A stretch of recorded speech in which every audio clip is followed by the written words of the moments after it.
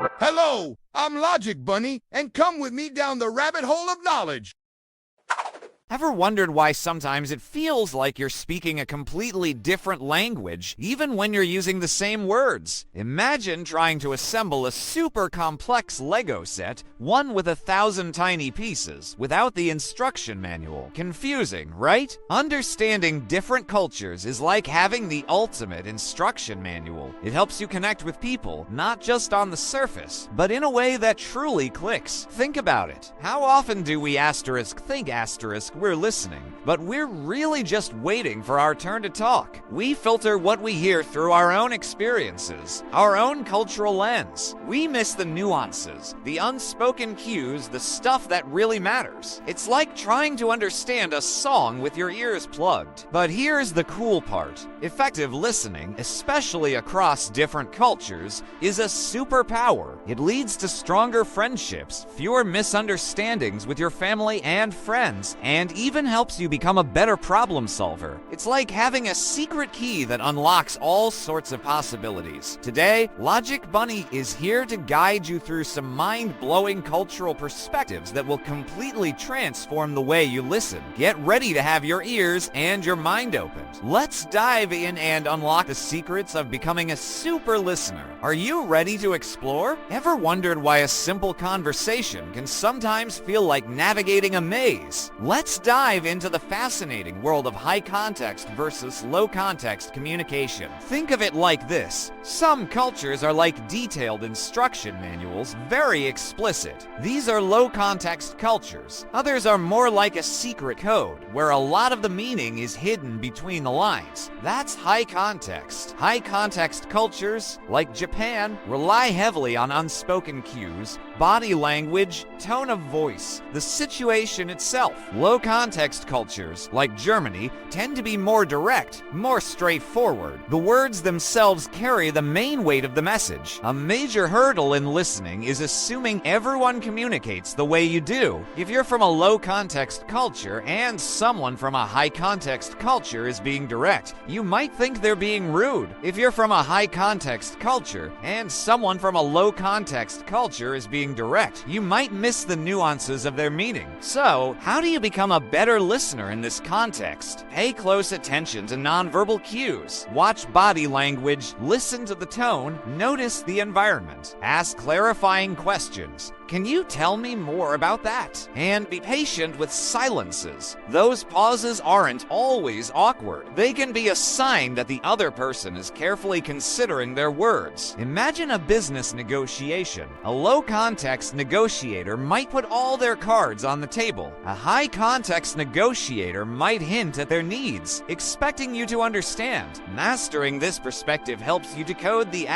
intent behind the words, leading to deeper understanding and stronger connections. Ever wondered why some people seem to prioritize their own goals while others always put the group first? Let's dive into the fascinating world of individualism versus collectivism. It's like this. Some cultures, like the United States, are like solo artists, focused on individual achievement and independence. These are individualistic cultures. Others, like China, are like a symphony orchestra, where group harmony and loyalty are the most important things. That's collectivism. A common mistake is thinking one way is better than the other. Both have strengths and weaknesses. Individualism can foster innovation and creativity, while collectivism can create incredibly strong community bonds and support systems. It is not about good or bad, but about different priorities. So, how do you listen better? In individualistic cultures, listen for personal goals, ambitions, and individual viewpoints. In collectivistic cultures, listen for the group's needs, the team's objectives, and the impact of decisions on the collective. Imagine a project team. In an individualistic setting, you'd praise individual contributions and celebrate personal achievements. In a collectivist setting, you'd highlight the team's success, the collaborative effort, and the shared victory. Understanding this perspective prevents you from misinterpreting behaviors as selfish or subservient. It's about recognizing that people are operating from different value systems. It's about fostering mutual respect and appreciation for the diverse ways humans live and work together. Ever wondered why some places seem to have a lot of rules and a clear chain of command, while others feel more relaxed and informal? Let's explore the concept of power distance. It's all about how different cultures view and accept inequalities in power. Some cultures are very hierarchical, with a high power distance, where there's a clear pecking order. Others are more egalitarian, with a low power distance, where everyone is treated more equally. A common pitfall is misinterpreting behaviors based on your own cultural lens. People from low power distance cultures might misinterpret respect for authority in high power distance cultures as something negative, like sucking up.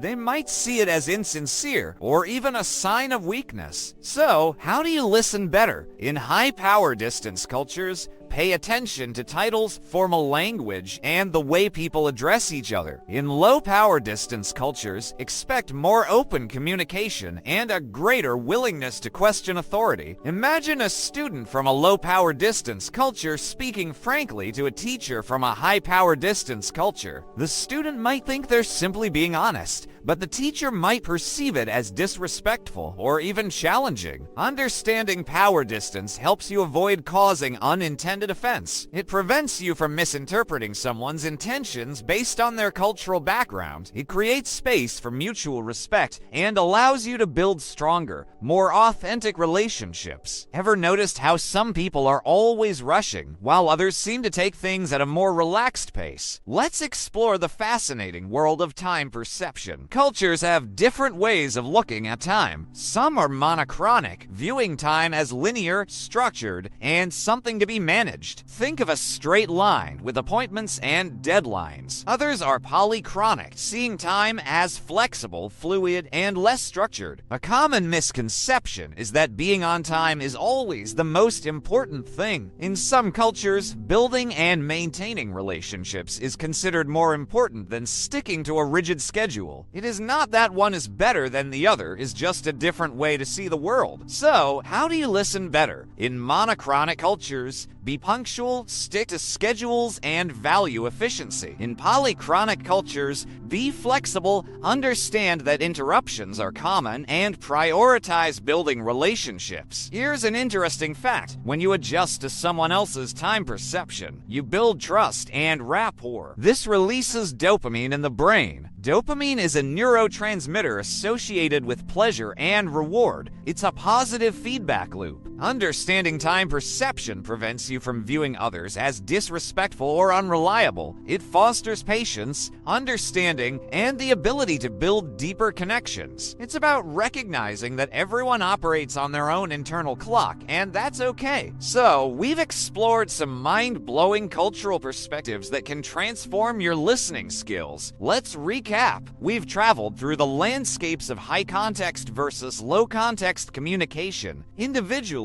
versus collectivism, power distance, and time perception. Each one offers a unique lens through which to understand how people communicate and interact. Now, how do you put all of this into practice? Here's a simple 3-step technique. First, be aware of your own cultural biases. We all have them. Recognizing your own assumptions is the first step to breaking free from them. Second, ask clarifying questions. Don't be afraid to seek understanding. Can you tell me more about that? What do you mean by that? Third, practice empathy. Try to see things from the other person's perspective. Imagine you're visiting a new country and you notice that people speak very little, but their body language is very expressive. Instead of assuming they're being unfriendly, you ask questions about the meaning of their gestures and begin to understand the culture in a deeper way. Start practicing these skills in your daily interactions, family, friends, even online. Watch documentaries about other cultures. Read books. Listen to podcasts. The more you expose yourself to different perspectives, the better you'll become at understanding them. By embracing these perspectives, you'll not only become a better listener, but also a more open-minded, empathetic, and globally aware individual. This will lead to richer and more meaningful relationships. So, we've reached the end of our journey. We've explored for eye-opening cultural perspectives. Remember, understanding these perspectives isn't just about memorizing facts. It's about cultivating a mindset of curiosity and empathy. It's about opening yourself up to the incredible diversity of human experience. We've learned that better listening leads to stronger relationships. It leads to more effective communication. It leads to a greater understanding of the world. It's a skill that enriches every aspect of our lives. Now, how do you take this knowledge and run with it? Seek out diverse experiences. Travel, if you can. Read books, watch documentaries, and listen to stories from people with different backgrounds. Actively practice the listening skills we've discussed. Pay attention to nonverbal cues, ask clarifying questions, and, most importantly, try to see the world from another person's perspective. Remember, the world is a rich tapestry of cultures, ideas, and ways of life. The more you learn, the more you grow. The more you understand, the more connected you become. So, what's the most fascinating cultural perspective you discovered today? Tell Logic Bunny in the comments. Share this video with your friends. And if you enjoyed this exploration, subscribe for more videos. Let's all keep learning, keep growing, and keep listening. What incredible stories will you discover?